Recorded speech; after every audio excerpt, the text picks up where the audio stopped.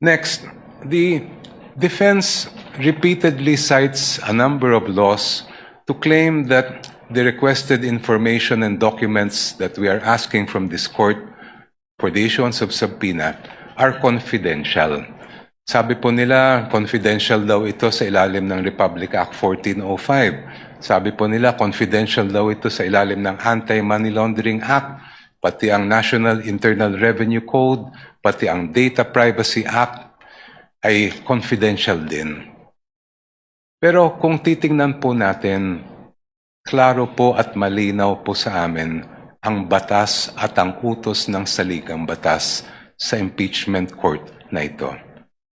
You have the sole exclusive power to determine an impeachable offense, and that includes the power to find out, ferret the entire truth, and make your decision on that basis.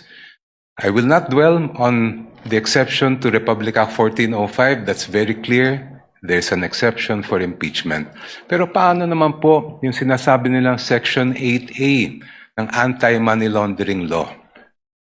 If you read that law, particularly that provision, it clearly refers to prohibiting leaks by members of the Anti-Money Laundering Council. It never was intended to short-circuit the impeachment process or limit the powers of this honorable court to find out the truth.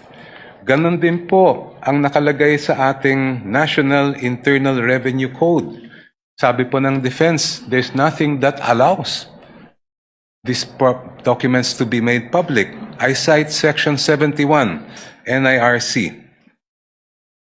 After the assessment shall have been made, I'll just move forward. The returns, together with any corrections, shall be filed in the office of the commissioner, and I quote, and shall constitute public records and be open to inspection as such upon the order of the President.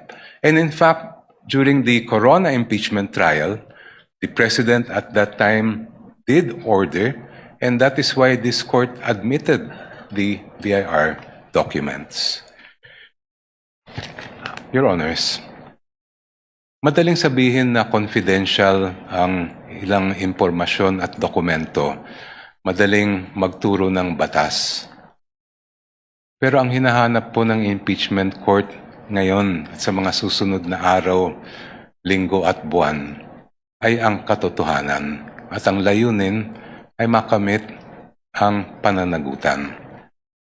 Confidentiality, Your Honor, should not be the prevailing principle in this proceeding. Hindi po confidential ang katotohanan. Maraming salamat po.